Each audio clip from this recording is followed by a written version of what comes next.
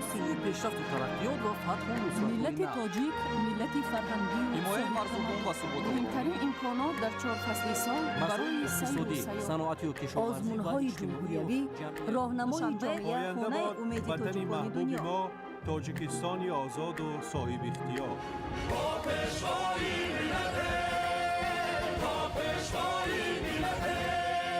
دوست باشید، اتفاق باشید، شکرانه همین دولت کنید، شکرانه همین سرزمین کنید، شکرانه کنید که چنین وطن عزیز و محبوب دارید.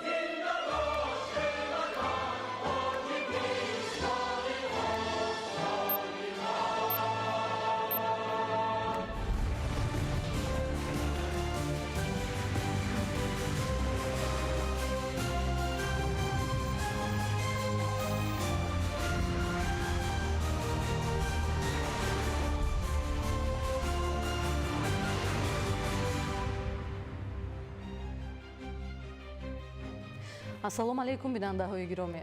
нашри муфассали барномаи иттилоотии ахборро аз телевизиони тоҷикистон мустақиман манзуротон мегардонем. имрӯз таҳти раёсати президенти ҷумҳурии тоҷикистон раиси ҳукумати кишвар пешвои миллат муҳтарам эмомалӣ раҳмон маҷлиси ҳукумати ҷумҳурии тоҷикистон баргузор шуд. дар он масъалаҳои калидии рушди таҳсилоти томактабӣ ва иқтисоди рақамии кишварҳо барои солҳои 2026-2030 баррасӣ шуданд. дар ҷаласа ҳамчунин ба истифодаи самараноки замин, вусъати киштукори баҳорӣ ва омодагӣ ба ҷашнҳои муҳими миллӣ аз ҷумла 35-солагии истиқлоли давлатӣ таваҷҷӯҳи махсус зоҳир гардид. тафсилоти бештар дар таҳияи ҳамкоронамон. 27 феврал таҳти раёсати президенти ҷумҳурии тоҷикистон раиси ҳукумати ҷумҳурии тоҷикистон пешвои миллат муҳтарам эмомалӣ раҳмон маҷлиси ҳукумати ҷумҳурии тоҷикистон баргузор гардид. дар оғози кори маҷлиси ҳукумати кишвар нахуст гузориши вазири маориф ва илм раҳим саидзода оид ба барномаи рушди таълиму тарбияи томактабӣ дар ҷумҳурии тоҷикистон барои солҳои 2026-2030 шунида шуд. таъкид гардид ки барнома бо мақсади идома бахшидан ба раванди босуръати сохтмони муассисаҳои таҳсилоти томактабӣ, фароҳам овардани муҳити мусоиди таълиму тарбияи кӯдакон ва се намудани дастрасии босифат ба ин зинаи таълиму тарбияи насли наврас ва такмили сатҳи тахассусии кадрҳои соҳа таҳия гардидааст. ҳамчунин гуфта шуд ки барномаи мазкур бо мақсади таҳкими заминаҳои ҳуқуқӣ, иқтисодӣ ва ташкилӣ баҳри таъмини рушди устувори низоми таҳсилоти томактабӣ таҳия гардида, татбиқи он ба баландбардоштани сатҳу сифати таълиму тарбияи кӯдакон равона карда шудааст.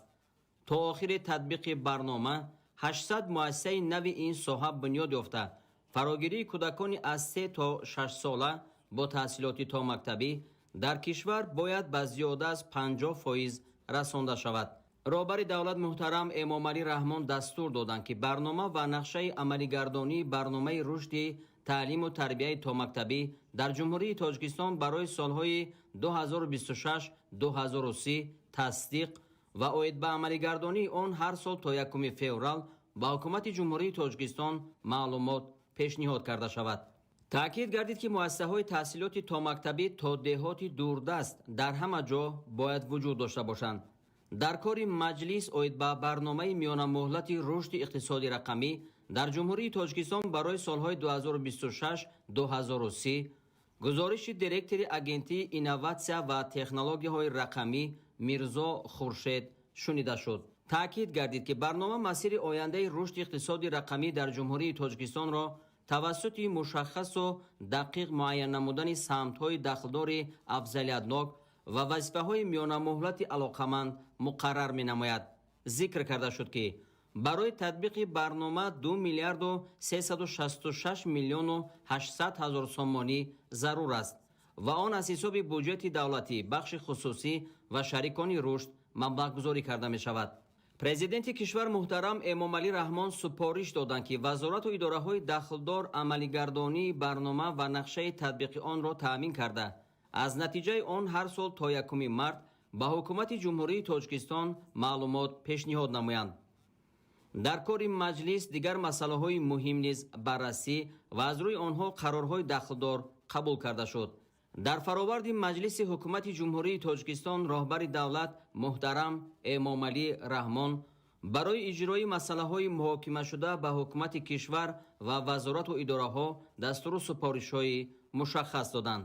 ҳамчунин таваҷҷӯҳи роҳбарони сохторҳо ва мақомоти иҷроияи ҳокимияти давлатии вилоятҳо ва шаҳру ноҳияҳо ба истифодаи самароноки заминҳои кишт, вусъати киштукори баҳорӣ бахусус пахта, картошка ва ҷуворимакаю лӯбиёгиҳо, афзоиши содироти меваю сабзавоти барвақтӣ, ниҳолшинонию гулпарварӣ, таъминоти барқ, гузариш ба низоми билингии ҳисоби истифодаи барқ, ҷонок намудани тадбирҳои ободонию созандагӣ ва ифтихори таҷлили бошукӯҳи ҷашнҳои Наврӯзи байналмилалӣ ва 35-солагии истиқлоли давлатӣ ҷалб карда шуд.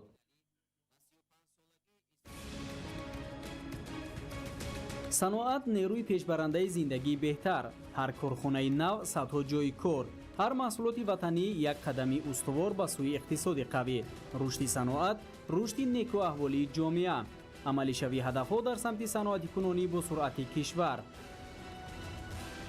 бунёди корхонаҳо, роҳҳо, мактабҳо ва иншооти муосир нишонаи пешрафт ва ободии кишвар аст.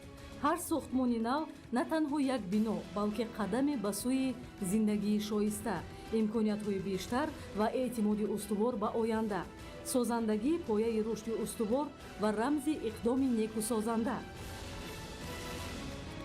рушди чорводорӣ, кафолати фаровонӣ ва некуаҳволӣ, навсозии хоҷагиҳо, беҳтар кардани зот ва истифодаи таҷрибаи пешрафта заминаи устувори амнияти ғизоӣ ва зиндагии беҳтар. рушди устувори чорводорӣ қадами муҳим ба сӯи иқтисоди қавӣ ва зиндагии шоиста. ҳар ниҳоле ки имрӯз мешинонем нафаси тоза ва сояи фардост. ниҳолшинонӣ на танҳо зебоии табиатро афзун мекунад, балки муҳити солим, иқлими мусоид ва зиндагии беҳтарро барои наслҳои оянда таъмин месозад. бо як ниҳол қадаме ба сӯи ояндаи сабзу обод. шарҳи ин ва дигар хабарҳо дар нашри муфассали барномаи иттилоотии ахбор. дар тоҷикистон дар доираи стратегияи миллии рушд барои давраи то соли 2030 ба рушди фаъолияти минтақаҳои озоди иқтисодӣ афзалияти бештар дода мешавад. ин минтақаҳо бо ҷуғрофияи ҷойгиршавӣ дорои имкониятҳои хуби ҷалби сармоягузорӣ мебошанд. ҳоло дар 5 минтақаи озоди иқтисодии тоҷикистон 130 субъект дар самтҳои гуногун фаъолият менамоянд. зоҳиршо тағоимуродзода мавзӯъро идома медиҳад. дар замони истиқлоли давлатӣ бо дастгирӣ ва роҳнамоиҳои президенти ҷумҳурии тоҷикистон пешвои миллат муҳтарам Эмомалӣ Раҳмон ҷиҳати рушди иқтисоди миллӣ ва таъмини шароити мусоиди соҳибкорию сармоягузорӣ гомҳои устувору натиҷабахш гузошта шуд. таъсиси минтақаҳои озоди иқтисодӣ Суғд, Данғара, Кӯлоб, Панҷ ва Ишкошим аз зумраи ташаббусҳои муассир мебошад ки дар амалисозии ҳадафҳои стратегӣ нақши калидӣ доранд. ҳоло дар минтақаи озоди иқтисодии Суғд 48 субъект, минтақаи озоди иқтисодии Данғара 49 субъект, минтақаи озоди иқтисодии Панҷ 18 субъект, минтақаи озоди иқтисодии Кӯлоб 10 субъект ва дар минтақаи озоди иқтисодии Ишкошим 5 субъект фаъолият менамоянд. соли 2025 дар 5 минтақаи озоди иқтисодии кишвар 25 субъекти нав ба қайд гирифта шуд ки самти фаъолияти онҳо асосан ба истеҳсоли маҳсулоти гуногуни саноатӣ ва хизматрасонӣ равона гардидааст.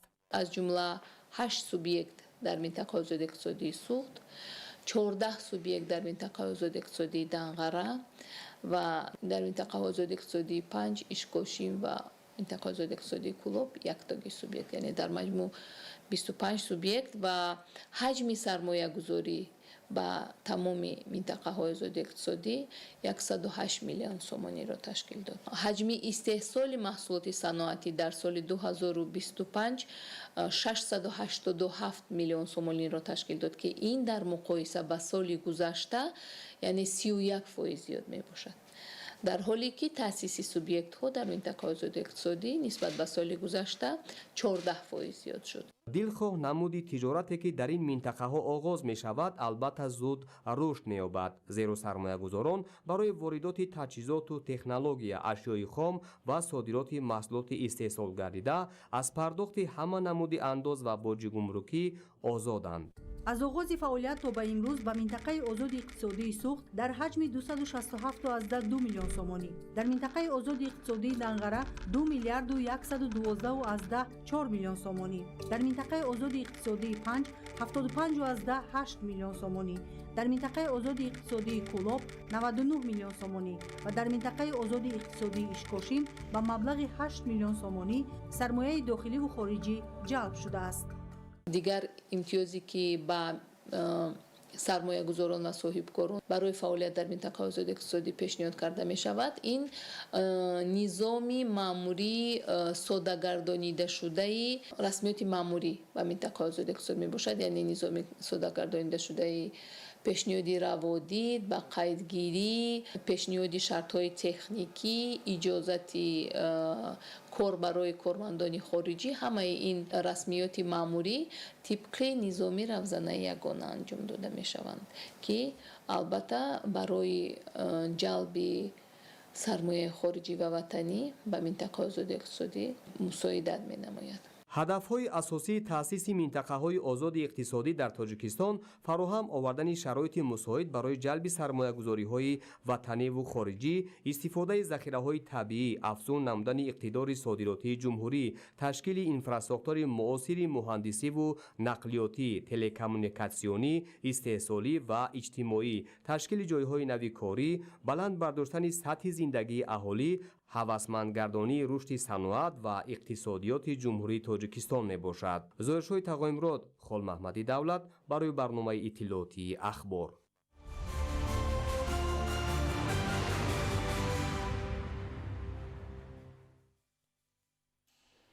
саҳми вилояти Суғд дар ташаккули ҳаҷми умумии маҳсулоти саноатии кишвар ба 60% баробар гардид.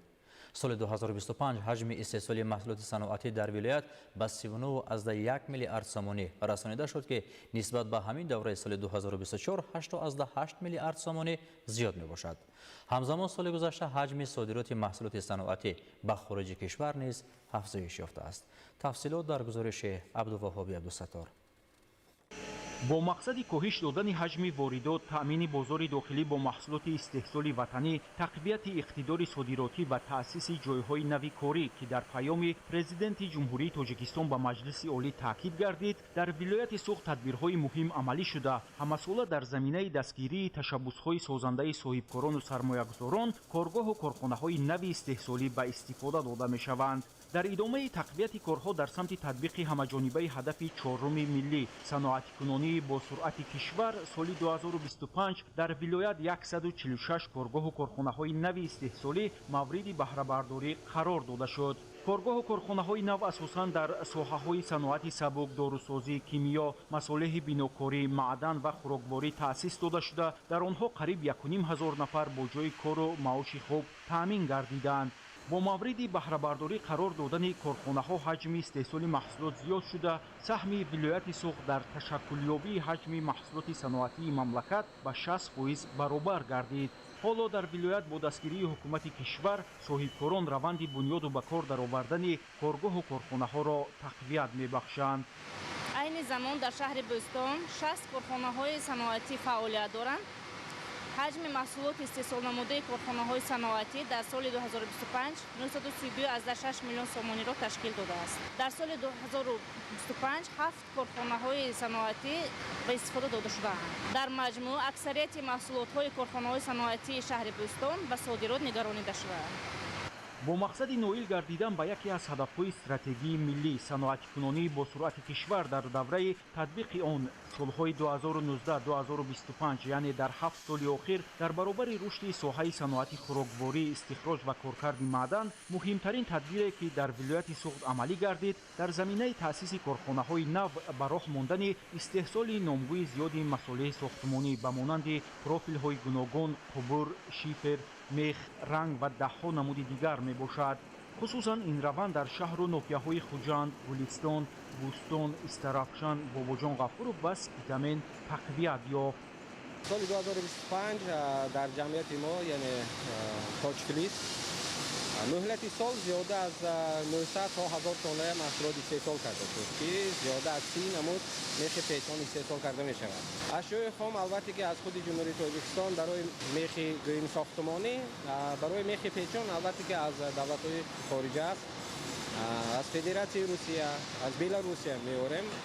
соли 2025 дар заминаи таъсиси коргоҳу корхонаҳои нав иқтидори содиротии вилояти Суғд аз ҳисоби маҳсулоти саноатӣ тақвият ёфт, ки тибқи нишондод ҳиссаи он бештар аз 95%-ро ташкил медиҳад. дар гурӯҳи молу маҳсулоти содиротшаванда ҳаҷми зиёдро либосҳои муқаррарию варзишӣ, ресмони пахтагӣ, қолин, маъдан, семент, рангҳои сохтмонӣ, профилҳои алюминию пластикӣ, бозичаҳои кӯдакона, обҳои рангаи ташнашикан, консерваи меваю сабзавот, меваи хушки коркард ва банду бастшуда дар бар мегирад. ҳоло аз вилояти Суғд ба зиёда аз 30 кишвари дунё молу маҳсулот содирот карда мешавад. Абдуваҳоби Абдусаттор, Ильёс Бобоҷон, вилояти Суғд, ахбор.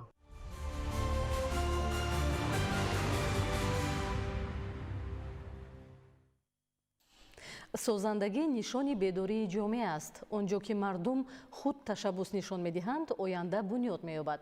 дар деҳоти саразми шаҳри Панҷакент имрӯз корҳои ободонӣ ба марҳалаи нав ворид шуда, иқдомҳои сокинон бо роҳияи ватандӯстӣ амалӣ мегарданд.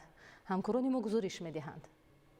дар ҷамоати деҳоти саразми шаҳри Панҷакент корҳои созандагиву бунёдкорӣ бо иштироки фаъолонаи сокинон ҷараён доранд. ин раванд аз болоравии ҳисси масъулияти шаҳрвандӣ ва иродаи мардум барои беҳтар сохтани шароити зиндагӣ дарак медиҳад. намунаи равшани ин ҳамбастагӣ дар деҳаи Абдусамад ба назар мерасад. сокинони деҳа дар назди муассисаи таҳсилоти миёнаи умумӣ рақами 22 ба бунёди 3 синфхонаи замонавӣ машғуланд.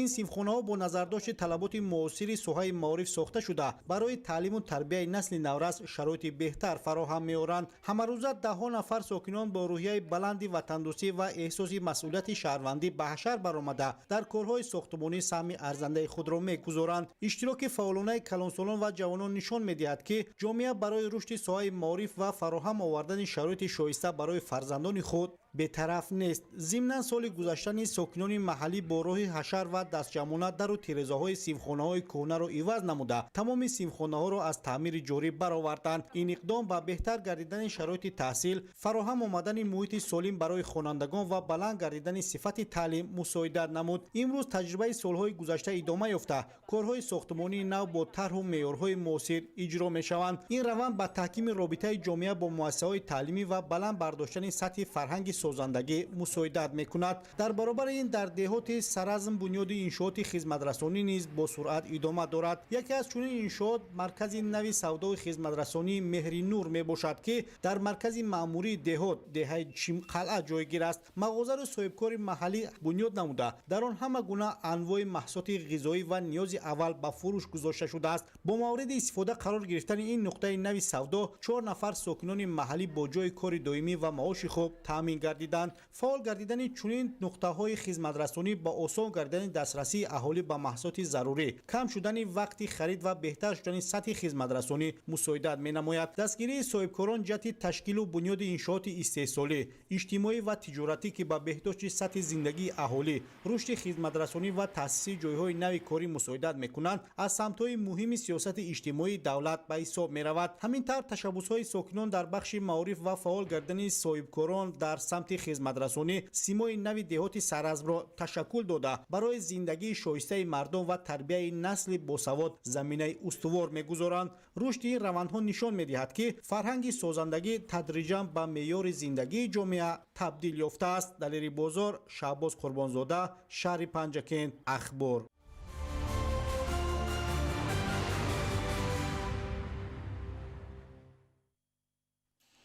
ба истиқболи ҷашни 35-солагии истиқлоли давлатӣ дар ноҳияи айнӣ сохтмони беморхонаи муосир идома дорад. муассисаи нав бо шароити замонавӣ ва таҷҳизоти пешрафтаи тиббӣ ба сокинон хизмат хоҳад расонид. ҳамзамон беморхонаи марказии ноҳия, ки солҳои зиёд ба таъмиру навсозӣ ниёз дошт, бо маблағи 9.5 миллион сомонӣ пурра таъмир шуда бо таҷҳизоти муосири тиббӣ تأمین گردید. همکارانمان گزارش آماده کردند. ба хотири истиқболи сазовор аз 35-солагии истиқлоли давлатии ҷумҳурии тоҷикистон дар деҳаи такфони ноҳияи айнӣ корҳои таъмиру таҷдид ва бунёди беморхонаи нав бо суръати баланд идома доранд. ин иқдоми муҳими созанда бо дастгирии корхонаи металлургии анзоб дар ҳамкорӣ бо мақомоти иҷроияи ҳокимияти давлатии ноҳияи айнӣ роҳандозӣ гардида ба беҳтар гардидани сатҳу сифати хизматрасонии тиббӣ мусоидат менамояд. айни ҳол корҳои сохтмонӣ идома дорад. новобаста ба сардиҳои ҳаво коргарон зиёда аз 40 нафар корҳои сохтмониро идома дода истоданд ва ният дорем то вақти муайян гардида пурра мавриди истифода қарор диҳем. беморхонаи нав бо отоқҳои барҳаво ва равшан, таҷҳизоти муосири тиббӣ ва шароити ҷавобгӯ ба меъёрҳои имрӯза бунёд мешавад. пас аз мавриди истифода қарор гирифтан сокинони деҳа ва минтақаҳои гирду атроф метавонанд дар назди маҳалли зисти худ аз хизматрасониҳои босифати тиббӣ баҳра бардоранд.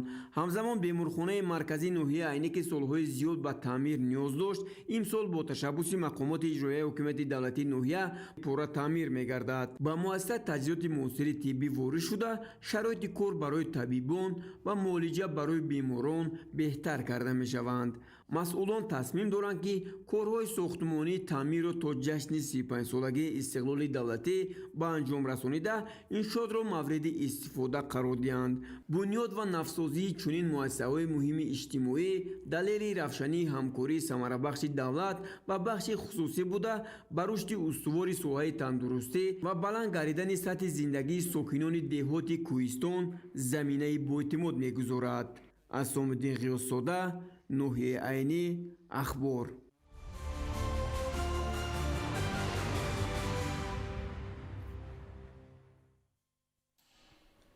ҷиҳати сазовор пешвоз гирифтани ҷашни 35-мин солгарди истиқлоли давлатӣ дар ноҳияи Ванҷ корҳои созандагӣ вусъат дорад.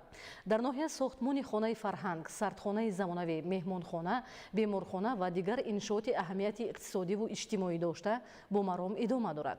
гузориш дар ин хусус.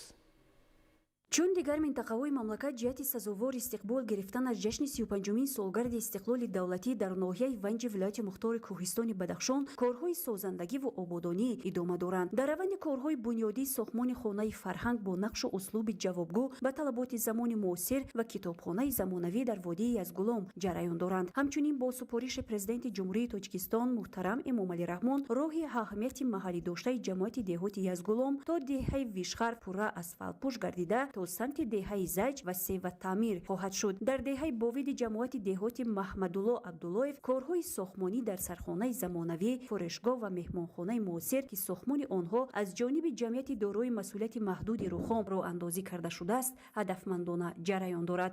сохтмони чунин биноҳо бо ҷалби коргарони маҳаллӣ бо истифода аз масолеҳи сохтмонии истеҳсоли ватанӣ ба роҳ монда шудааст. дар баробари равнақ бахшидани дигар соҳаҳои ҳоҷагии халқи мамлакат ба рушди соҳаи тандурустӣ низ таваҷҷӯҳи хоса равона гардида, сол аз сол бунёд гардидани иншооти наву муҷаҳҳаз бо тамоми таҷҳизоти зарурии соҳа шаҳодати он мебошад. бинои сохташавандаи беморхонаи марказии ноҳияи Ванҷ аз 4 ошёна иборат буда аз ҷониби ҳукумати ҷумҳурии Тоҷикистон сохта мешавад. корҳои сохтмониро дар иншоот ҷамъияти дорои масъулияти маҳдуди Ҷовид ба ҳуда гирифтааст. симои маркази ноҳия дигаргун шудааст ва биноҳои баландошёна ба чашм мерасанд ки симои маркази ноҳияро дигаргун сохта истодаанд. сохтмонҳо бо маром идома дошта тибқи нақша мавриди истифодабарӣ қарор дода мешаванд. дар маркази ноҳияи Ванҷ бунёди боғи фарҳангии фароғатӣ идома дошта дар иншооти мазкур раванди корҳои бунёдӣ ба таври зарурӣ ба роҳ монда шуда мавриди баҳрабардорӣ қарор додани он дар доираи таҷлил аз ҷашни муқаддаси миллӣ 35-солагии истиқлоли давлатӣ дар назар дошта шудааст. инчунин сохтмони бинои маъмурии маркази таъминоти бехатарии озуқаворӣ иборат аз 2 ошёна, бинои нави мактаби мусиқӣ ва осорхона, меҳмонхона ва марказҳои савдо бо суръати баланд идома дошта сокинони ноҳияи Ванҷ бо шукригузорӣ аз фазои осудаи кишвар дар корҳои созандагию бунёдкорӣ ва сабзу хӯрамгардонӣ саҳмгузорӣ мекунанд. Муҳираи Тоҳир, Муборакшоҳи Рустам, ноҳияи Ванҷ, ахбор.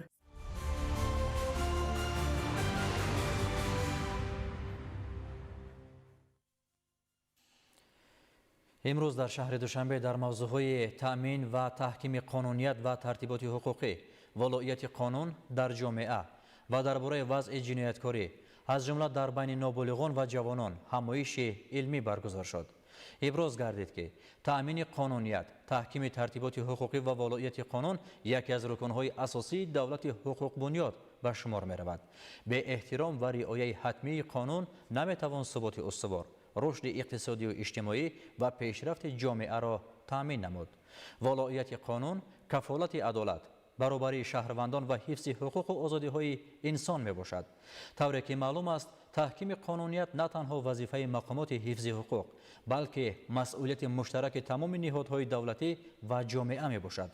حکومت کشور جهت فراهم آوردن زمینه‌های حقوقی مناسب منتظم سندهای قانونگذاری کشور را تکمیل می دهند.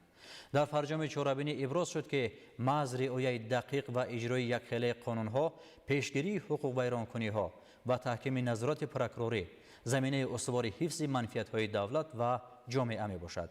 به تأمین ترتیبات حقوقی و به پیشگیری جنایتکاری مخصوصاً در بین جوانان نمیتوان جامعه سالم و آینده درخشان را بنیاد نمود. бо мақсади пешгирии ҳолатҳои коррупсионӣ ҳангоми даъвати ҷавонон ба хизмати ҳарбӣ дар шаҳру ноҳияҳои вилояти хатлон вохӯриву чорабиниҳои тарғиботӣ идома дорад. чунин як мулоқоти судманд аз ҷониби кормандони агентии назорати давлатии молиявӣ ва мубориза бо коррупсияи ҷумҳурии тоҷикистон ва вазорати мудофиаи ҷумҳурии тоҷикистон дар ноҳияи Данғара баргузор гардид. тафсилоти бештар дар пешниҳоди ҳамкоронамон.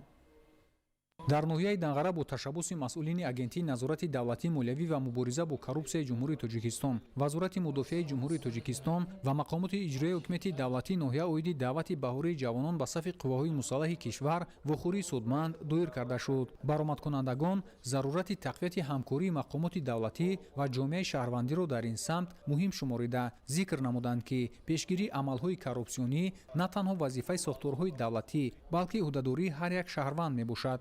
ҷомеаи солим ва артиши қавӣ танҳо дар сурати эҳтиром ва риояи қатъии қонунҳои амалкунанда бунёд меёбад.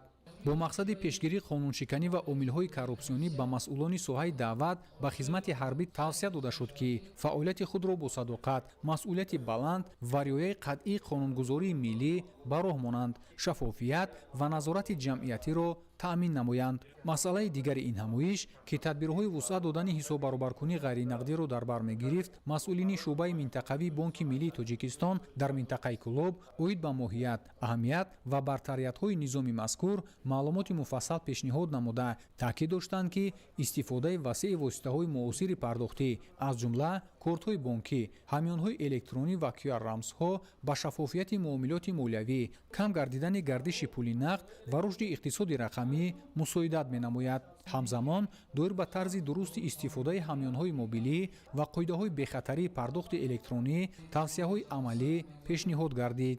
дар охир иштирокчиён дар фазои саволу ҷавоб андешаҳои худро баён намуда доир ба масъалаҳои мубрами соҳа табодули назар карданд.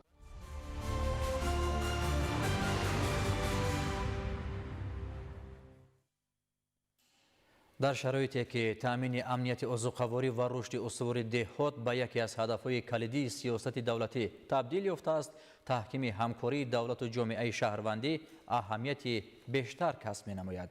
ضمن برگزاری جلسه نوبتی شورای جمعیتی جمهوری تاجیکستان در ناحیه وخش نیز به بررسی مسائل مهم رشد کشاورزی، بلند برداشتن سطح زندگی اهالی و جلب فعال جامعه به تطبیق سیاست دولتی توجه مخصوص ظاهر شد. همکسبان ما گزارش آماده کردند. در ناحیه وخش جلسه نوبتی شورای جمعیتی جمهوری تاجیکستان با اشتراک نمایندگان حکومت جمهوری تاجیکستان، مسئولین و اعضای شورا، نمایندگان مقامات اجرایی حاکمیت دولتی ولایت ختلان، شهر و ناحیه‌های منطقه باختر و نمایندگان واسطه‌های اخبار عامه برگزار گردید. طبق روزنامه جلسه مسئله‌های مهم رشد اجتماعی و اقتصادی از جمله افزایش استحصال محصولات کشاورزی، تشکیل جایهای نوی کاری در دهات و جانب نمودن فعالیت شوراهای جمعیتی بعض شهر و ناحیه‌های منطقه مورد بررسی و جلب فعال جامعه شهروندی جهت تطبیق سیاست دولتی در سمت تامین امنیت آذوقواری و بلند برداشتن سطح زندگی اهالی دهات مورد محاکمه قرار گرفت. зикр гардид ки дар шароити тағйирёбии вазъи иқтисодиву сиёсии ҷаҳон ва афзоиши талабот ба маводи ғизоӣ рушди соҳаи кишоварзӣ ба яке аз самтҳои афзалиятноки сиёсати давлатии ҷумҳурии тоҷикистон табдил ёфтааст. иштирокчиёни ҷаласа таъкид намуданд ки истифодаи мақсадноки заминҳои корам ва баланд бардоштани самаранокии истеҳсолот омили асосии таъмини амнияти озуқаворӣ мебошад. бо истифодаи оқилонаи иқтидори аграрӣ дар бисёр минтақаҳои ҷумҳурӣ имкони гирифтани то 3-4 ҳосил дар як сол фароҳам буда, махсусан истеҳсоли сабзавоту полезӣ ва маҳсулоти боғдорӣ сол аз сол афзоиш меёбад. ин раванд на танҳо бозори дохилиро бо маҳсулоти тару тоза таъмин мекунад, балки заминаи мусоид барои афзоиши содироти маҳсулоти кишоварзӣ фароҳам месозад. гуфта шуд ки ҳукумати кишвар дар доираи барномаҳои давлатӣ аз ҷумла барномаи таъмини амнияти озуқаворӣ барои солҳои 2026-2030 ва рақамикунонии соҳаи кишоварзӣ барои солҳои 2025-2029 ба баланд бардоштани ҳосилнокӣ, ҷорӣ намудани технологияҳои муосир ва рушди истеҳсоли рақобатпазир таваҷҷӯҳи махсус зоҳир менамояд. ин тадбирҳо ба зиёд шудани ҳаҷми истеҳсол, беҳтар гардидани занҷираи таъминот ва тавсеяи содирот равона шуданд.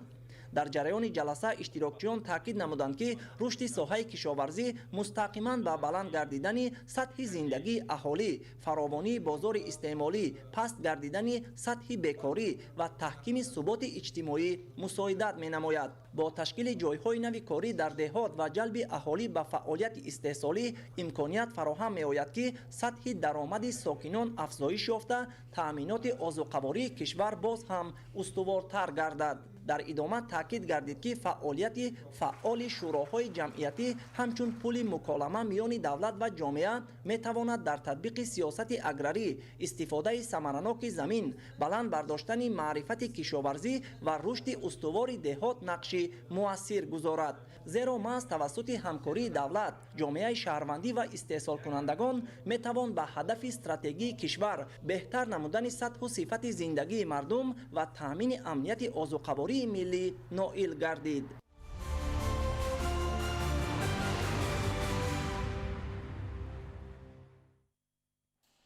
бо мақсади омӯзиши паёми президенти ҷумҳурии тоҷикистон муҳтарам эмомалӣ раҳмон ба маҷлиси олӣ дар вазорати меҳнат, муҳоҷират ва шуғли аҳолии кишвар ҳамоиши омӯзишӣ баргузор гардид. дар чорабинии самтҳои афзалиятноки сиёсати иҷтимоӣ, масъалаҳои танзими муносибатҳои меҳнатӣ, баландбардоштани сатҳи шуғли аҳолӣ ва таҳкими ҳифзи иҷтимоии шаҳрвандон мавриди баррасӣ қарор гирифт. гузориши ҳамкоронамон. дар кори ҳамоиш намояндагони прокуратураи генералӣ, масъулини вазорати меҳнат, муҳоҷират ва шуғли аҳолии ҷумҳурии тоҷикистон ва дигар сохторҳои дахлдор иштирок намуданд. таъкид гардид ки паёми президенти ҷумҳурии тоҷикистон муҳтарам эмомалӣ раҳмон ҳамчун ҳуҷҷати стратегӣ ба рушди соҳаҳои иҷтимоӣ такуни ҷиддӣ бахшида, беҳтарсозии сатҳи зиндагии аҳолӣ, таъмини шуғли пурмаҳсул ва ҳифзи ҳуқуқу манфиатҳои шаҳрвандонро дар меҳвари сиёсати давлатӣ қарор медиҳад.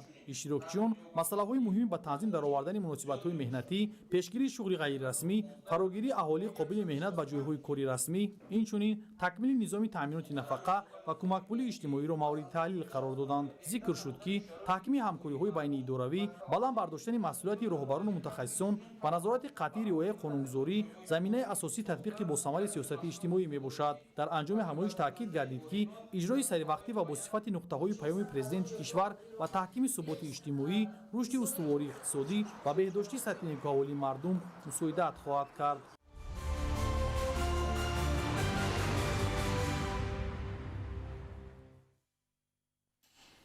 дар ин шабу рӯз гузарондани кишти зироати кишоварзӣ барои ҳосилхез намудани замин хеле мусоид аст. бо ҳамин мақсад олимони академияи илмҳои кишоварзии тоҷикистон дар заминҳои лалмӣ кишти маъсарро бо усули муосир бароҳ монданд. шарҳи бештар дар гузориши навбатӣ. системаи коркарди сифрии хок як технологияи муосири зироаткорӣ мебошад ки дар он замин шудгор карда намешавад, балки сатҳи он бо боқимондаҳои резашудаи растаниҳо пӯшонида мешавад. азбаски қабати болои хок нарм карда намешавад, ин усули кишт пеши роҳи эрозияи бодию обии хокро гирифта намнокиро хеле хуб нигоҳ медорад. бо ҳамин усул олимони маркази илмии технологияи инноватсионӣ ва механикунонии кишоварзии академияи илмҳои кишоварзӣ дар заминҳои лалмии институти зироаткорӣ кишти маъсарро бароҳ мондаанд. پوشاکی ما دیده ایستیم در چخری 5-6 متر یعنی که تگ خاکردی شده است.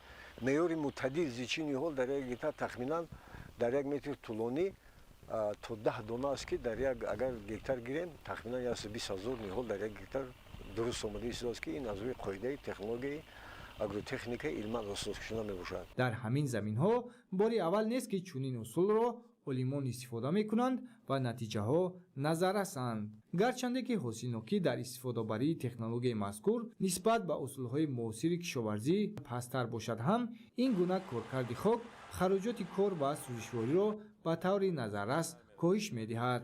аз тарафи кормандони маркази илмии технологияи инноватсионӣ дар заминҳои лалмӣ кишти зироатҳои равғандиҳанда гузаронида шуда истодаанд. айни ҳол мо бо истифода аз тухми пошаки сифрӣ истифода бурда истодаем ки он бе шудгор намудани замин тухмиро кишт менамояд. истифодаи коркарди сифрии замин дар минтақаҳои хушк дар заминҳои нишеб дар шароити иқлими намнок инчунин дар мавзеъҳое ки усули анъанавии зироаткорӣ бо вайрон кардани қабади болои хок имконпазир аст мувофиқи мақсад мебошад. кишти зиёди зироатҳои лӯбидонагӣ равғандиҳанда дар заминҳои лалмӣ гузаронида мешавад. имрӯз олимон бо як технологияи нав бо як кишти сифрии хок кишти зироатҳои лӯбидонагӣ равғандиҳандаро ба роҳ монда истоданд ки бартарӣ хубтар дораду савараи бештар дорад. ин боду ҳавои мусоид истифода бурда барои саривақт гузарондани кишти кори зироатҳои баҳорӣ ва гирифтани ҳосили дилхоҳ аз он навъҳое ки миёнапаз ҳастанду он навъҳое ки имрӯз олимони тоҷик ихтироъ кардаанд кишту парвариш карда ва аз он самараи дилхоҳ ба даст оранд. дар бахши кишоварзии ҷаҳон технологияҳои сифрӣ дар майдони бештар аз 94 миллион гектар истифода мешавад ки асосан дар кишварҳои пешсафи истеҳсоли маҳсулоти кишоварзӣ мебошад.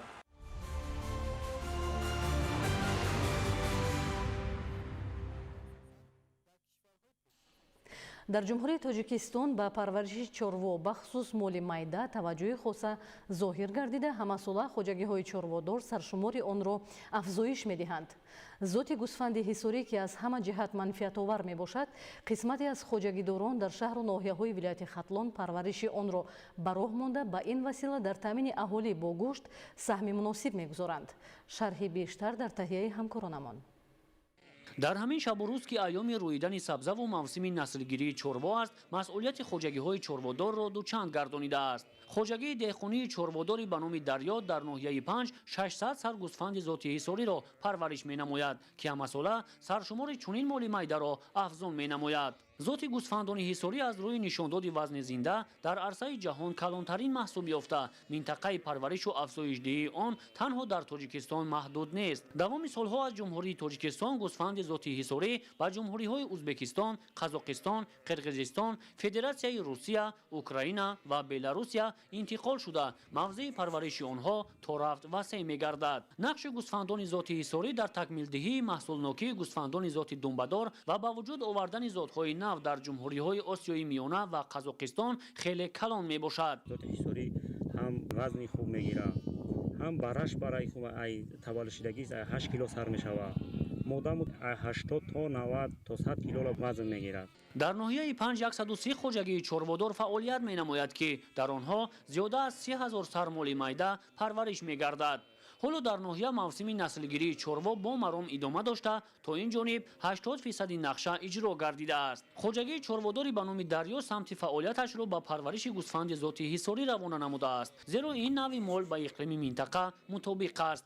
таҷриба нишон додааст ки дар натиҷаи парвариш ва нигоҳубини хуби мол як гӯсфанд то 90-100 килограмм вазн мегирад. зоти гӯсфандони ҳисорӣ ки калонтарин гӯсфанд дар ҷаҳон эътироф шудаву шӯҳрати ҷаҳонӣ дорад, маҳсули селексияи мардумӣ мебошад. ҳукумати мамлакат ба масъалаҳои чорводорӣ, нигоҳ доштани зотҳои маҳаллии чорво, аз ҷумла гӯсфанди ҳисорӣ таваҷҷӯҳи хоса дошта, олимони соҳаро ҷиҳати такмил додани хусусиятҳои ирсию маҳсулнокии ин зоти чорво пайваста таъкид менамояд. тибқи ақидаҳои олимон гӯсфандони зоти ҳисорӣ таърихи пайдоиши қадима дошта, ҳанӯз дар асрҳои 12-13 бо усули селексияи анъанавии халқӣ ба вуҷуд оварда шудааст ва аз рӯи маҳсулнокӣ дорои нишондиҳандаҳои баланди вазни зинда ва гӯшту равған мебошад. шоҳзода Самандар Мусои Нурмуҳаммад, ноҳияи 5, ахбор.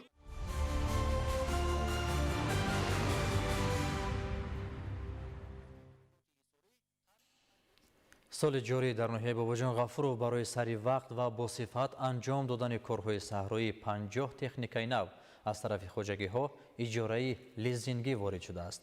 дар ҳафти намоиши омодагии техникаҳои кишоварзӣ аз ҷониби масъулон ба хоҷагиҳо бартарии кори техникаҳои нав, роҳҳои зиёд кардани ҳосил, истифодаи таҷрибаҳои пешқадам дар кишту парвариши зироати кишоварзӣ машварат дода шуд.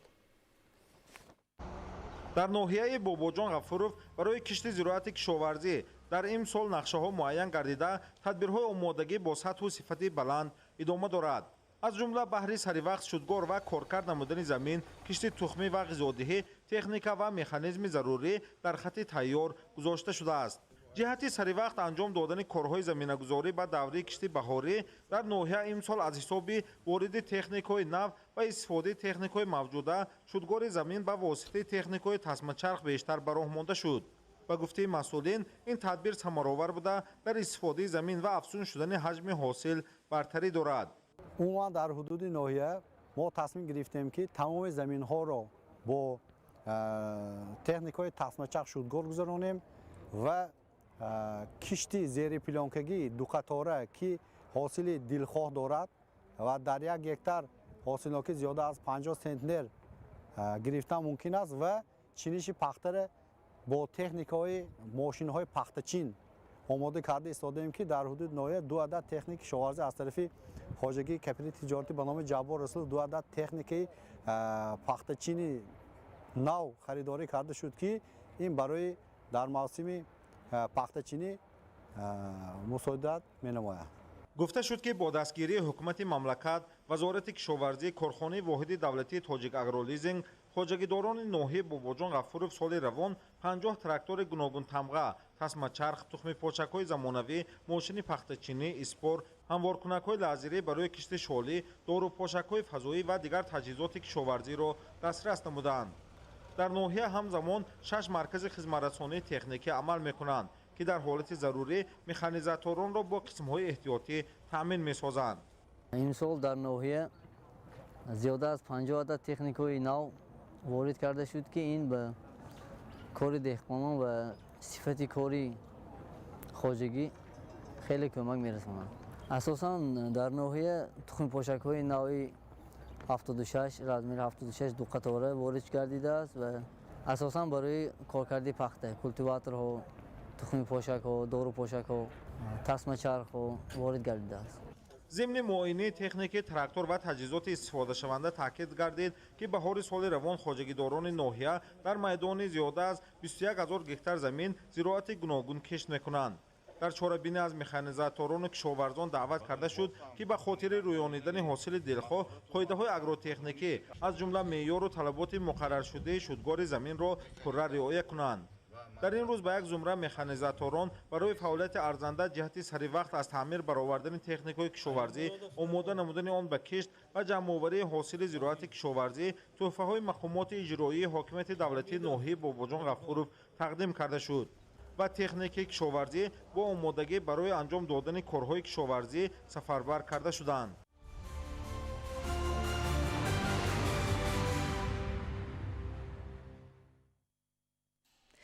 дар ноҳияи зафаробод раванди корҳои сабзу хуррамгардонӣ ва тозагии манзил вусъат дода мешавад. инчунин баҳри гирифтани ҳосили фаровонии зироати кишоварзӣ пойгоҳҳои обкашӣ низ аз таъмир бароварда шуданд. гузориш дар ин хусус.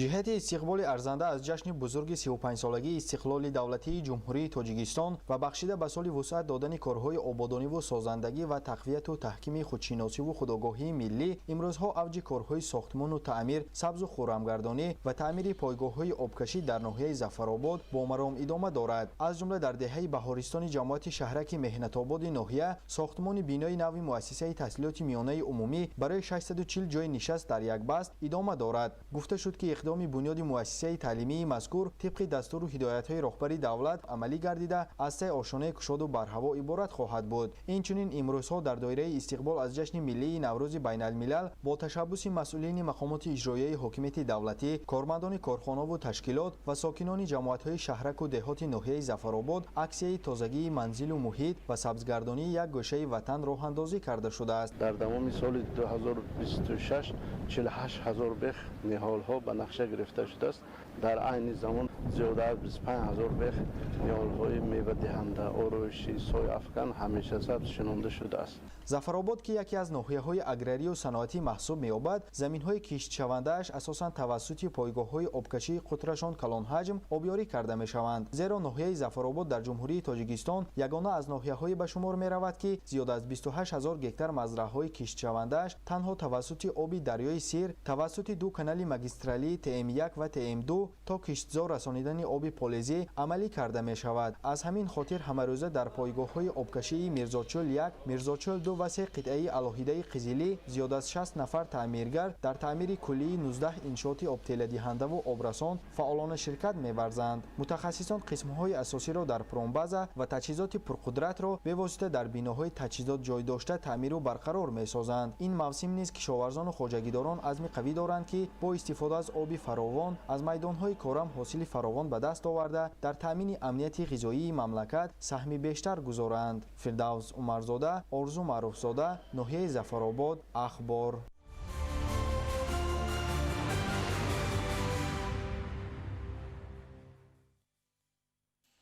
бинандагони гиромӣ, таваҷҷӯҳ намоед ба як хушхабари варзишӣ.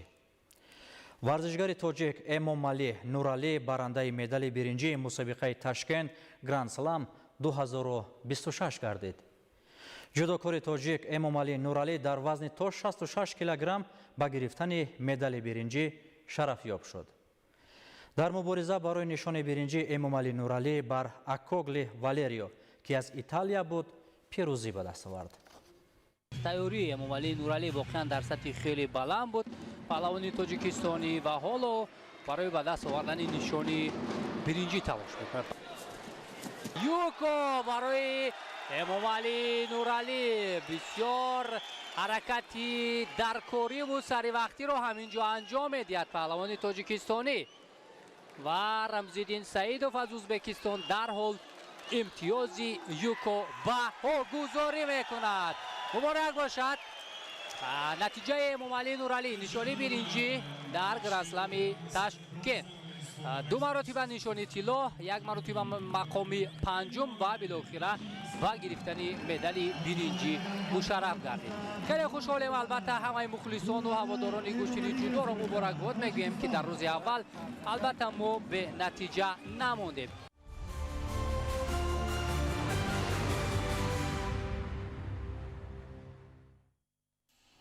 идомаи барномаи ахбор. бо мақсади сабзу хӯрамгардонӣ ва иҷрои барномаи кабудизоркунии муҳити зист дар ноҳияи шаҳри нав маъракаи ниҳолшинонӣ идома дорад. дар ноҳия то имрӯз зиёда аз 17 000 бех ниҳоли гуногуни ороишиву сояафкан ва мевадиҳанда шинонида шудааст. шарҳи мавзӯъ дар гузориши навбатӣ.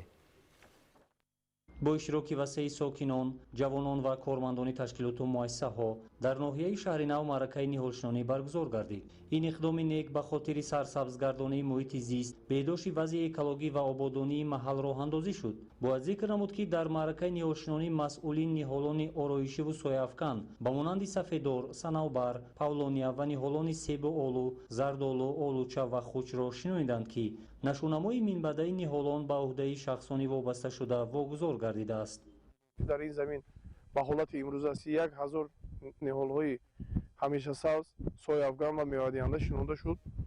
бо шахсҳои мутасаддӣ вобаста гарда барои парвариш нигоҳбин карда мешавад. ба гуфтаи масъулон чунин чорабиниҳо на танҳо ба зебо гардидани муҳити атроф мусоидат мекунанд, балки дар коҳиши таъсири манфии тағйирёбии иқлим низ нақши муҳим дорад. маъракаи ниҳолшинонӣ дар ноҳияи шаҳри нав идома дошта қарор аст дар рӯзҳои наздик дар дигар маҳалҳо низ баргузор гардад.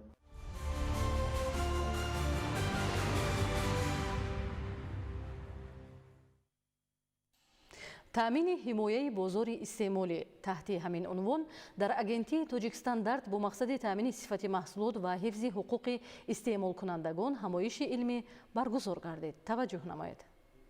ҳамоиш дар агентии тоҷикстандар таҳти унвони таъмини ҳимояи бозори истеъмолӣ бо мақсади таъмини сифати маҳсулот ва ҳифзи ҳуқуқи истеъмолкунандагон баргузор гардид. дар ин чорабинӣ намояндагони вазорату идораҳо, ташкилотҳои дахлдор, соҳибкорон, фурӯшандагон ва дигар иштирокчиёни бозори истеъмолӣ иштирок намуданд. ҳадафи асосии ҷамъомад пешгирӣ аз воридот ва фурӯши молу маҳсулоти пастсифат, инчунин муайян кардани маводҳои зараррасон ва ғайристандартӣ ки ба саломатии мардум таҳдид мекунанд арзёбӣ гардид. мутахассисон ва кормандони агентии тоҷикстандард афзуданд ки то аввали соли 2025 зиёда аз 380 тонна маҳсулоти хӯрокворӣ ва ғайри хӯрокворӣ ки муҳлати истеъмоли онҳо гузашта ё ба стандартҳо мувофиқ нест аз муомилот бардошта шуд. мутахассисон таъкид намуданд ки сатҳи маърифати ҳуқуқии истеъмолкунандагон дар солҳои охир беҳтар шуда онҳо ҳангоми харидории маҳсулот ба сифати он, муҳлати истифода, ранг, бӯй, таърихи истеҳсол ва ҳолати нигаҳдорӣ эътибори ҷиддӣ медиҳанд. ин раванд ба беҳтар шудани сифати молу маҳсулот дар бозор ва риояи стандартҳо кӯмак мекунад. дар охири семинар иштирокчиён бо мутахассисон мубодилаи афкор карданд, саволҳои худро пешниҳод намуда ҷавобҳои мушаххас гирифтанд.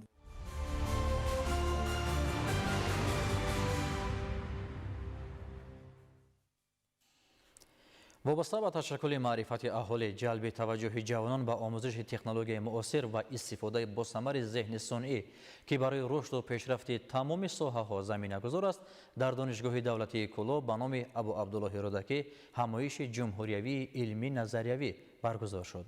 идомаи мавзӯъ дар гузориши ҳамкоронамон.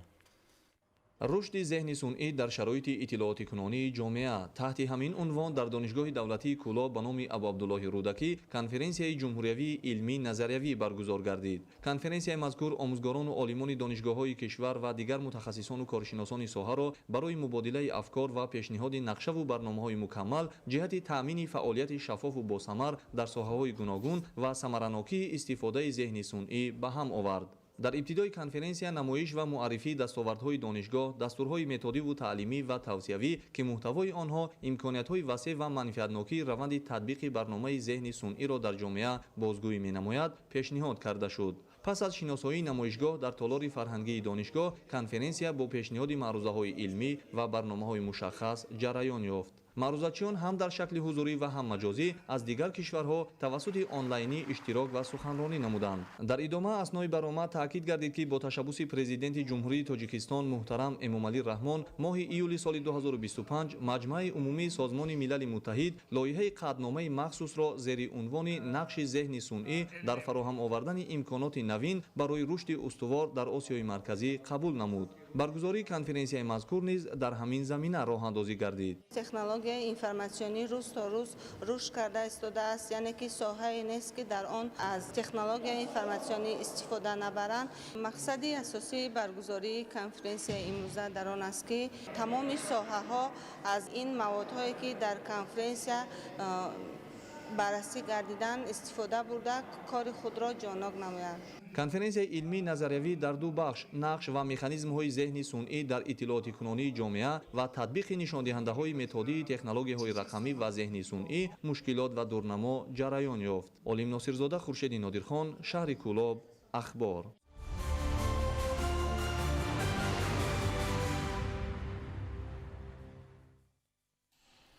кормандони раёсати агентии суғуртаи иҷтимоӣ ва нафақаи назди ҳукумати ҷумҳурии Тоҷикистон дар ноҳияи Фархор ҷиҳати гузарондани аз нав ба қайдгирии нафақагирон гурӯҳи корӣ таъсис дода, чеҳраи шахсияти нафақагиронро муайян ва ба барномаи Face ID шомил намуда истодаанд. ин тадбир ҳам дар раёсат ва ҳам дар ҷамоати шаҳраку деҳоти ноҳия тариқи сайёр ба роҳ монда шудааст. гузориши навбатӣ дар ин хусус. ҷиҳати гузарондани аз нав ба қайдгирии нафақагирон тариқи шинохти чеҳра дар раёсати агентии суғуртаи иҷтимоӣ ва нафақаи шаҳру ноҳияҳои минтақаи Кӯлоби вилояти Хатлон гурӯҳҳои корӣ таъсис дода шуда. кормандону мутахассисони ин ниҳод бобати муайян намудани чеҳраи шахсияти нафақагирон ва ба барномаи Face ID дохил намудани онҳо корҳои назаррасиро ба сомон расонида истодаанд. дар ноҳияи Фархор низ тадбирҳо дар ин самт тибқи нақша сурат гирифта. корҳо оиди аз нав ба қайдгирии нафақагирон тариқи шинохти чеҳра ҳам дар раёсати агентии суғуртаи иҷтимоӣ ва нафақа минтақа инчунин дар ҷомати шаҳрак ва деҳоти ноҳия тариқи сайёр ба роҳ монда шудааст. раванди аз нав ба қайдгирӣ ва ба барномаи фейсайдӣ дохил намудани нафақагирони ноҳияи Фархор аз ҷониби масъулони раёсат хуб арзёбӣ мегардад. дар ноҳияи Фархор шумораи нафақагирон 17109 нафарро ташкил медиҳад. раванди аз нав ба қайдгирии нафақагирон то имрӯз 95% ташкил медиҳад. масъулону кормандони раёсати агентии суғуртаи иҷтимоӣ ва нафақаи назди ҳукумати ҷумҳурии Тоҷикистон дар ноҳияи Фархор дар оянда низ кӯшиш менамоянд ки фаъолияти худро баҳри пешрафти пурсамари кори соҳа равона намуда адолати иҷтимоиро ҳамаҷониба таъмин намоянд.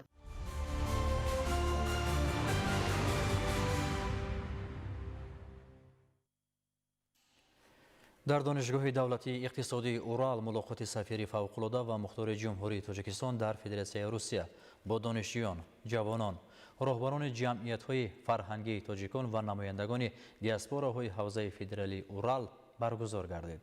ҳадафи асосии баргузории мулоқот омӯзиши паёми президенти ҷумҳурии Тоҷикистон муҳтарам Эмомалӣ Раҳмон ба Маҷлиси олӣ мебошад. Иброҳим Назруллозода ва Хуршеди Саидаҳмад аз Федератсияи Русия гузориш медиҳанд. дар донишгоҳи давлатии иқтисодии Урал мулоқоти сафири фавқулода ва мухтори ҷумҳурии Тоҷикистон дар Федератсияи Русия бо донишҷӯён, ҷавонон, роҳбарони ҷамъиятҳои фарҳангии тоҷикон ва намояндагони диаспораҳои ҳавзаи федералии Урал баргузор гардид. зимни вохӯрӣ роҳбари намояндагии дипломатӣ иброз доштанд ки ҳадафи асосии баргузории мулоқот омӯзиши паёми президенти ҷумҳурии Тоҷикистон муҳтарам Эмомалӣ Раҳмон ба Маҷлиси олӣ мебошад. таъкид гардид ки сарвари давлат дар паёми худ ба таҳкими пояҳои ахлоқии ҷомеа, рушди худшиносии миллӣ, гиромидошти арзишҳои фарҳангию миллӣ ва пешгирии таъсири унсурҳои бегона таваҷҷӯҳи махсус зоҳир намуданд. ҳамчунин вобаста ба пешгирии ҷалби ҷавонон ба ҳизбу ҳаракатҳои ифротӣ ва гурӯҳҳои экстремистию террористӣ, коҳиши ҷинояткорӣ миёни ноболиғон, тарбияи ҳисси баланди ватандӯстӣ, арзгузорӣ ба муқаддасоти давлатӣ, адои хизмати ҳарбӣ дар сафи қувваҳои мусаллаҳ, ҳифзи арзишҳои миллию фарҳангӣ, мубориза бо нашъаҷалобӣ ва таҳкими пояҳои оилаи ҷавон андешаронӣ гардид. дар анҷоми мулоқот иштирокдорон доир ба масъалаҳои гуногун аз ҷумла ҳуҷҷатгузорӣ дар кишвари иқомат ва дигар масъалаҳои мавриди таваҷҷӯҳ саволу дархостҳо пешниҳод намуда посухҳои мушаххас гирифтанд. иброҳим Назлозода, Хуршед Саидаҳмад, Федератсияи Русия, Ахбор.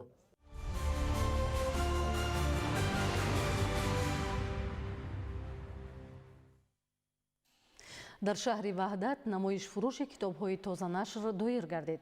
ҳадаф аз роҳандозии ин иқдом ҷалби ҳарчи бештари сокинон ба китобу китобхонӣ ва роҳ овардан ба фарҳанги пурғановати миллати тоҷик мебошад. гузориши ҳамкоронамон дар ин хусус. имрӯз дар саҳни бинои кохи маърифати шаҳри Ваҳдат намоишфурӯши китобҳои тозанашри муассисаи нашриявии адиб баргузор гардид ки дар он аз тамоми қиштҳои ҷомеа дӯстдорони каломи бадеъ иштирок доштанд. масъулони соҳа пай амалӣ намудани сиёсати фарҳангдӯстонаи ҳукумати ҷумҳурии Тоҷикистон соли 8 аст ки дар шаҳру ноҳияҳои кишвар намоиш фурӯши китобҳои тозанашрро баргузор менамоянд. дар ин ҷо силсилаи ахтарони адабро дорем ки аз замони устод Рудакӣ то замони шоирони муосири моро дар бар мегирад ва дар ин силсила беҳтарин асарҳо аз муаллифон аз ҳам классикон ҳам муосирон ҷамъ оварда шуданд ба ғайр аз ин осори нависандагону адибони муосир аст. гуфта шуд ниёгони баруманди миллати тоҷик китобро ҷавшани ҷон, чароғи раҳнамо, аниси кунҷи танҳоиву фуруғи субҳи доноӣ гуфтаанд. имрӯз нақш ва мақоми китоб ҳамчун манбаи муҳими дониш ва таҳқиқи масоили гуногуни таърихиву сиёсат, иқтисодиёту маънавиёт ва маорифу фарҳанги халқамон беш аз пеш меафзояд.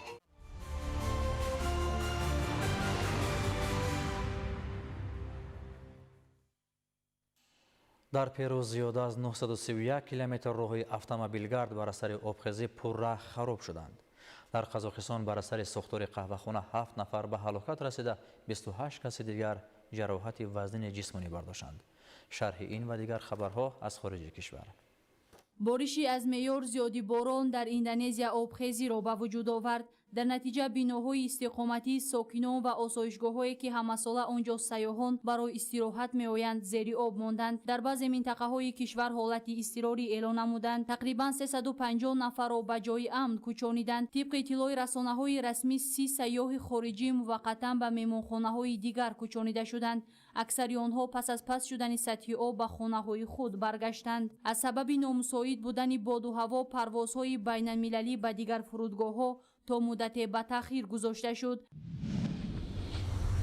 тавре қаблан иттилоъ додем, Перу давоми чанд рӯзи охир аст ки дучори обхезии шадид аст. тибқи иттилои расонаҳои расмӣ бар асари обхезӣ даҳо нафар ба ҳалокат расиданд. зарари бештари обхезӣ дар минтақаи Арекипа ба қайд гирифта шудааст. кормандони марбута ва техникаҳои махсус барои бартараф кардани оқибатҳои обхезӣ дар ҷои ҳодиса фаъолият доранд. иттилоъ расид ки аз моҳи декабр 68 ҳолати фавт дар Индонезия ба обхезӣ ва ярч алоқаманд аст. мутахассисон сабаби обхезиро дар гармшавии боду ҳаво мешуморанд ки ин ба баланд шудани сатҳи оби дарёҳо оварда мерасонад.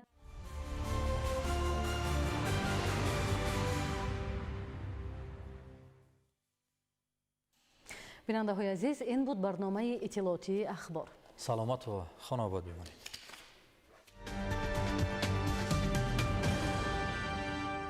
салом бинандагони гиромӣ, шуморо бо вазъи ҳавои кишвар барои пагоҳ 28 феврали соли 2026 шинос менамоем. мутахассисони агентии обу ҳавошиносии кишвар иттилоъ медиҳанд ки дар вилояти мухтори кӯҳистони Бадахшон ҳавои тағйирёбандаи бебориш пешгӯӣ мешавад. ҳарорати ҳаво дар ғарби вилоят шабона 1-6 дараҷа хунук, рӯзона 4-9 дараҷа гарм. дар шарқи вилоят шабона 12-17 дараҷа хунук, рӯзона аз 1 дараҷа хунук то 4 дараҷа гарм мешавад. дар вилояти Хатлон ҳавои тағйирёбандаи бебориш пешгӯӣ мешавад. ҳарорати ҳаво дар водиҳои шабона 6-11 дараҷа, рӯзона 21-26 дараҷа гарм. дар ноҳияҳои Доманакӯҳӣ шабона 2-7 дараҷа, рӯзона 12-17 дараҷа гарм мешавад. дар вилояти Суғд ҳавои тағйирёбандаи бебориш пешгӯӣ мешавад. ҳарорати ҳаво дар водиҳои шабона 2-7 дараҷа, рӯзона 9-14 дараҷа гарм. дар ноҳияҳои Кӯҳӣ шабона 2-7 дараҷа хунук, рӯзона 2-7 дараҷа гарм мешавад. дар ноҳияҳои Тобеи Ҷумҳурӣ ҳавои тағйирёбандаи бебориш пешгӯӣ мешавад. ҳарорати ҳаво дар водиҳои шабона 4-9 дараҷа, рӯзона 18-23 дараҷа гарм мешавад. дар ноҳияҳои Кӯҳӣ шабона 5-10 дараҷа хунук, дар баъзе ноҳияҳо то 2 дараҷа, рӯзона 4-9 дараҷа гарм. дар баъзе ноҳияҳо аз 1 дараҷа хунук то 1 дараҷа гарм мешавад. дар шаҳри Душанбе ҳавои тағйирёбандаи бебориш пешгӯӣ мешавад. ҳарорати ҳаво шабона 4-6 дараҷа, рӯзона 9-21 дараҷа гарм мешавад. бинандагони гиромӣ, дар ҳама гуна вазъи ҳаво ба шумо таъби хушуболидаро таманно дорем. хайр, саломат бошед.